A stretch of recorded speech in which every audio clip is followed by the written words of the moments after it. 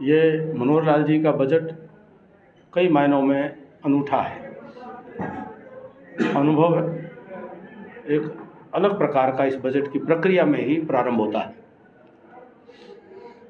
संभवतः किसी भी बजट को बनाने में इतने बड़े स्तर पर जन भागीदारी नहीं रही होगी जो इस बार मनोहर लाल जी ने 3 महीने की प्रक्रिया, रायशुमारी की, सलाह मशवरे की और अनेकों जिलों में या अनेकों वर्गों के साथ बातचीत के आधार पर इस बजट को उन्होंने बनाया है। ये बजट ऐतिहासिक इस रूप में भी है कि इस बजट में हरियाणा प्रदेश के 3.25 करोड़ लोग और हरियाणा प्रदेश का प्रत्येक परिवार और हरियाणा प्रदेश का कोई भी वर्ग हो, ऐसा कोई वर्ग, कोई क्षेत्र, कोई परिवार नहीं होगा जिसको बजट के प्रावधानों से सीधा, जिसको कोई न कोई लाभ ना पहुंचे। एक वृहद योजना, एक ये विशेष एक प्रयास है कि जिसको परिवार पहचान पत्र के नाते से आप सब जानते हैं कि एक अनूठा प्रयास है कि हरियाणा प्रदेश के प्रत्येक परिवार के रिकॉर्ड इस रूप में सामने आए कि हर एक परिवार का ये पहचान हो, जानकारी हो कि उसकी क्या आवश्यकता है और उसको सरकार के योजना का क्या लाभ मिल रहा है। और अगर कोई परिवार किसी न किसी योजना के लाभ, किसी भी योजना का लाभ नहीं मिल रहा तो उस तक भी कोई योजना पहुंच सके, इस सोच के साथ ये पूरा मॉडल विकसित किया गया। और इस बजट में वह श्रीमान मनोहर लाल जी ने विशेष रूप से चिंता की है कि हर परिवार को हर योजना, किसी न किसी योजना का लाभ जरूर पहुंचे। बात भी सही है कि कोविड के प्रकोप के बाद दुनिया के अंदर भारत वह अर्थव्यवस्था है जहां से ठंडी हवाएं आज भी आ रही हैं कि जहां एक और पाकिस्तान में बगल में 40% की मुद्रास्फीति है, जहां श्रीलंका अपनी इन्फ्लेशन के कारण से डूब करने की कगार पर आया, भारत ने ही सहयोग करके उसको बचाया।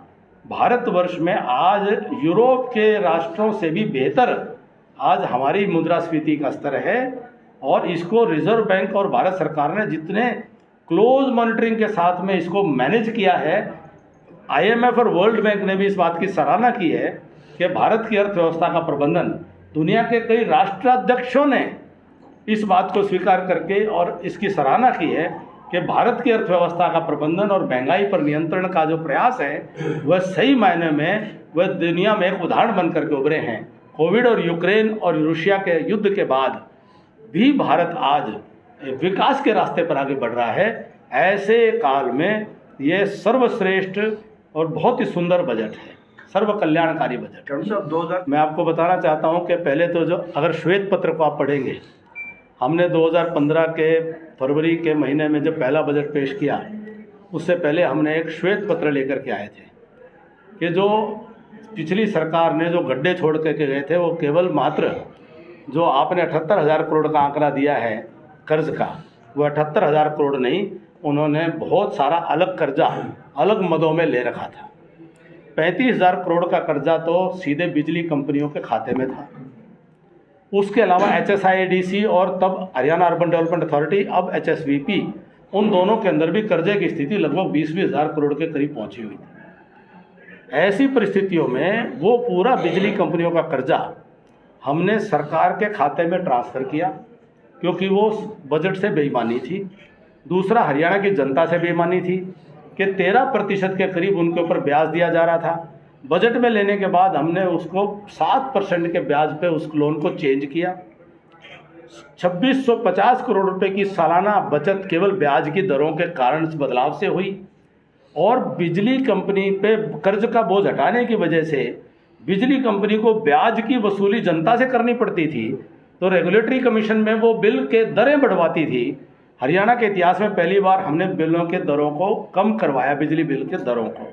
उसके पीछे यही एक परिवर्तन था कि हमने वो कर्जा जो था वो सरकार के खजाने में लिया और उसकी कॉस्ट को कम किया, बिजली के कंपनियों को घाटे से निकाला, बिजली की कंपनियों को जो है बिजली की दरों को कम करने के लिए स्थिति पैदा की। और हरियाणा के बजट में एक साफ सफाई ईमानदारी से आज HSIADC, HSVP के भी कर्जों को अब सरकार ने उतारने की स्थिति में काफ़ी हद तक सुधार कर दिया है। इलेक्शन जैसे 2024 आता जा रहा है तो दीपेंद्र हुड्डा काफी भावी होते जा रहे हैं। हर उसमें अपने वक्तव्य में कहते हैं कि 14 मंत्रियों को हार का सामना देखना पड़ा। दूसरा सर कि जो मेट्रो के सपने दिखाए गए थे इस सरकार के अंदर जो इलेक्शन हुआ वो कहाँ तक पहुंचे सर, क्योंकि इलेक्शन तो 2024 आ जाएगा, तब तक तो पूरी तैयारी नहीं समझ रहे हैं। पहली बात तो वो अपने आंकड़े ठीक कर लें, और अगर मंत्री हारे हैं और हारना कोई बुरी बात है तो वो भूल रहे हैं कि वो लोकसभा चुनाव हारे और अपने गृह क्षेत्र में, और जो दादा लाई जिसको मानते हैं, और वो जो मजाक उड़ाया करते थे जिन लोगों का कि राज्यसभा में ऐसे लोग जाते हैं, उनको अंततः जनता ने वो सबक सिखाया कि उनको भी उन्हीं बैसाखियों के सहारे आज अपने आप को सांसद कहलाने का उनको मौका मिला है। बहुत सारी बातें हैं, अगर काम के विकास की वो बातें करें तो पुरानी बातें मैं याद दिला दूं। उन्होंने कभी झज्जर के अंदर एक गैस बेस्ड पावर प्लांट की घोषणा कुंगाई में की थी, उन्होंने कभी छारा में, उन्होंने कभी मोखरा में, कभी एयरपोर्ट की घोषणाएं करी थी, बड़े होर्डिंग लगवाए थे। बहुत सारी उनकी जो घोषणाएं थी वो उनको पता ही नहीं होता था, कोई उनको कह देता था, बोल देते थे। तो मैं अभी भी इंतज़ार कर रहा हूं कि अपने राष्ट्रीय नेता की तरह वो भी परिपक्वता के मार्ग पर आगे बढ़ें और गंभीर चिंतन और चर्चा में हिस्सा लें। वो हाथ से हाथ जोड़ रहे, जुड़ पाएंगे? हाथ, कांग्रेस पार्टी हाथ से हाथ जोड़ रही है, आपको लगता है जुड़ेंगे? वो हाथ से हाथ तो जोड़ते हैं का पता नहीं, लेकिन टंगड़ियां जरूर मार रहे हैं आपस में।